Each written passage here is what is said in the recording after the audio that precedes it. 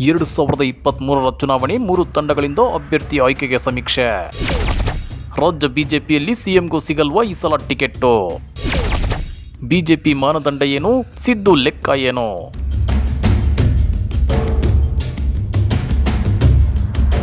ಎರಡು 2023ರ ರಾಜ್ಯ ವಿಧಾನಸಭಾ ಚುನಾವಣೆಗೆ ಬಿಜೆಪಿ ಹೈಕಮಾಂಡ್ ಅಳೆದು ತೂಗಿ ಅಭ್ಯರ್ಥಿಗಳ ಆಯ್ಕೆಗೆ ರೆಡಿಯಾಗಿದೆ. ಈಗಾಗಲೇ ಒಳಗೊಳಗೆ ಸಭೆಗಳು ಕೂಡ ನಡೀತಾ ಇವೆ. ಪ್ರತಿ ಕ್ಷೇತ್ರದಲ್ಲಿ ಅಭ್ಯರ್ಥಿಗಳ ಕಾರ್ಯವೈಖರಿಯನ್ನು ಅಳೆದು ತೂಗಲಾಗುತ್ತಿದೆ. ಪರಿಸ್ಥಿತಿ ಹೀಗಿರುವಾಗಲೇ ಹುಲಿಯ ಸಿದ್ದರಾಮಯ್ಯ ಈ ಸಲ ಸಿಎಂ ಬಸವರಾಜ ಬೊಮ್ಮಾಯಿ ಅವರಿಗೂ ಟಿಕೆಟ್ ಸಿಗೋದು ಡೌಟು ಎಂದಿದ್ದಾರೆ. ಹಾಗಾದ್ರೆ ಸಿದ್ದರಾಮಯ್ಯನವರ ಲೆಕ್ಕಾಚಾರ ಏನು? ಬಿಜೆಪಿ ಮಾನದಂಡ ಏನು ಅನ್ನೋದನ್ನ ತೋರಿಸ್ತೇವೆ. ಆದ್ರೆ ಅದಕ್ಕಿಂತ ಮೊದಲು ಹಲೋ ಕನ್ನಡ ಯೂಟ್ಯೂಬ್ ಚಾನಲ್ ಅನ್ನು ಸಬ್ಸ್ಕ್ರೈಬ್ ಮಾಡ್ಕೊಳ್ಳಿ. ಹಾಗೇನೆ ಪಕ್ಕದಲ್ಲಿರೋ ಬೆಲ್ ಬಟನ್ ಅನ್ನು ಪ್ರೆಸ್ ಮಾಡಿ.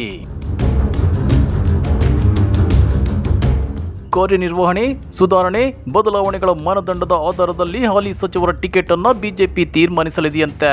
ಈ ಸಲ ಪರೀಕ್ಷೆಯನ್ನ ಕಟ್ಟುನಿಟ್ಟಾಗಿ ಪಾಲಿಸಿದರೆ ಸಚಿವರ ಜೊತೆಯಲ್ಲಿ ಮುಖ್ಯಮಂತ್ರಿಗಳು ಟಿಕೆಟ್ ಕಳೆದುಕೊಳ್ಳುವ ಅಪಾಯ ಇದೆ ಅಂತೇಳಿ ವಿಪಕ್ಷ ನಾಯಕ ಸಿದ್ದರಾಮಯ್ಯ ವ್ಯಂಗ್ಯವಾಡಿದ್ದಾರೆ.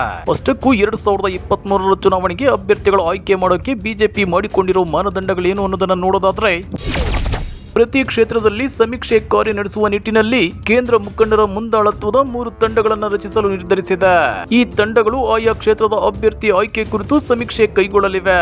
ಪ್ರತಿ ತಂಡವು 9 ಜನ ರಾಜ್ಯ ಮುಖಂಡರನ್ನ ಒಳಗೊಳ್ಳಲಿದ್ದು, ಉಸ್ತುವಾರಿಗೆ ಒಬ್ಬ ಕೇಂದ್ರ ನಾಯಕನನ್ನು ನೇಮಿಸಲಾಗುತ್ತಿದೆ.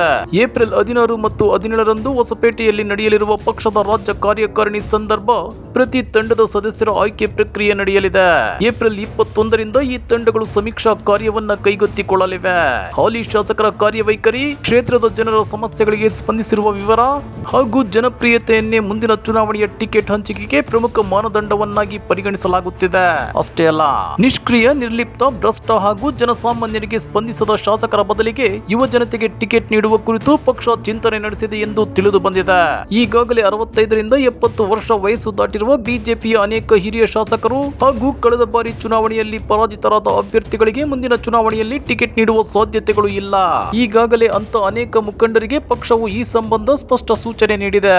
ಅಥವಾ ಹತ್ತಿರದ ಸಂಬಂಧಿಗಳಿಗೆ ಟಿಕೆಟ್ ಕೊಡುವಂತೆ ದುಂಬಲು ಬೀಳುವಂತಿಲ್ಲ. ಟಿಕೆಟ್ ಸಿಗಲಿಲ್ಲ ಎಂಬ ಕಾರಣ ಮುಂದಿಟ್ಟುಕೊಂಡು ಬಂಡಾಯ ಅಭ್ಯರ್ಥಿಯಾಗಿ ಸ್ಪರ್ಧೆಗೆ ಇಳಿಯಲೂಬಾರದು.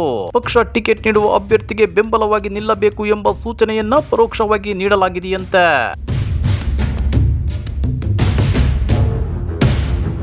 ಇದನ್ನ ಸೂಕ್ಷ್ಮವಾಗಿ ಗಮನಿಸಿರುವ ಸಿದ್ದರಾಮಯ್ಯ ಬಿಜೆಪಿಗೆ ಅಭ್ಯರ್ಥಿಗಳ ತಾತ್ವರ ಉಂಟಾಗುವ ಗಂಭೀರ ಪರಿಸ್ಥಿತಿ ನಿರ್ಮಾಣವಾಗುವ ಸಾಧ್ಯತೆ ಇದೆ. ಬಿಜೆಪಿಗೆ ನುಡಿದಂತೆ ನಡೆದು ಅಭ್ಯಾಸವಿರಬೇಕಲ್ಲ ಎಂದು ವ್ಯಂಗ್ಯವಾಡಿದ್ದಾರೆ. ಟಿಕೆಟ್ ಪಡೆದುಕೊಳ್ಳಲು ಬಿಜೆಪಿ ಹೈಕಮಾಂಡ್ ನಿಗದಿಪಡಿಸಲು ಸೂಚಿಸುತ್ತಿರುವ ಮಾನದಂಡಗಳಾದ ಕಾರ್ಯವೈಖರಿ, ಜನರ ಸಮಸ್ಯೆಗೆ ಸ್ಪಂದಿಸುವ ಗುಣ ಮತ್ತು ಜನಪ್ರಿಯತೆಯ ಪರೀಕ್ಷೆಯಲ್ಲಿ ರಾಜ್ಯ ಬಿಜೆಪಿಗೆ ಸೇರಿದ ಯಾವೊಬ್ಬ ಹಾಲಿ ಶಾಸಕರಾದರೂ ಪಾಸಾಗಲು ಸಾಧ್ಯವೇ ಎಂದು ಸಿದ್ದರಾಮಯ್ಯ ಪ್ರಶ್ನಿಸಿದ್ದಾರೆ. ಜೊತೆಗೆ ಬಿಜೆಪಿಯ ಮಾನದಂಡ ಮತ್ತು ಪರೀಕ್ಷೆಯನ್ನ ಕಟ್ಟುನಿಟ್ಟಾಗಿ ನಡೆಸಿದರೆ ಸಚಿವರ ಜೊತೆಯಲ್ಲಿ ಮುಖ್ಯಮಂತ್ರಿಗಳು ಟಿಕೆಟ್ ಕಳೆದುಕೊಳ್ಳುವ ಅಪಾಯ ಇದೆ ಎಂದು ಸಿದ್ದರಾಮಯ್ಯ ಹೇಳಿದ್ದಾರೆ.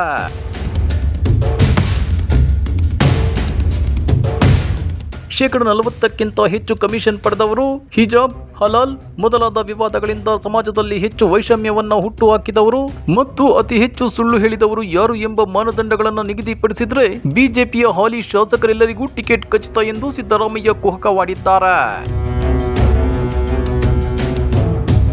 ಹಾಗಾದ್ರೆ ಸಿದ್ದರಾಮಯ್ಯನವರ ಈ ಲೆಕ್ಕಾಚಾರದ ಬಗ್ಗೆ ನೀವೇನಂತೀರಾ? ಕಮೆಂಟ್ ಮಾಡಿ, ವಿಡಿಯೋ ಲೈಕ್ ಮಾಡಿ, ಶೇರ್ ಮಾಡಿ. ಇಂಥ ಮತ್ತಷ್ಟು ರೋಚಕ ರಾಜಕೀಯ ಸುದ್ದಿಗಳನ್ನ ಮಿಸ್ ಮಾಡದೆ ನೋಡಬೇಕು ಅಂದ್ರೆ ನಮ್ಮ ಯೂಟ್ಯೂಬ್ ಚಾನಲ್ ಅನ್ನ ಸಬ್ಸ್ಕ್ರೈಬ್ ಮಾಡ್ಕೊಳ್ಳಿ.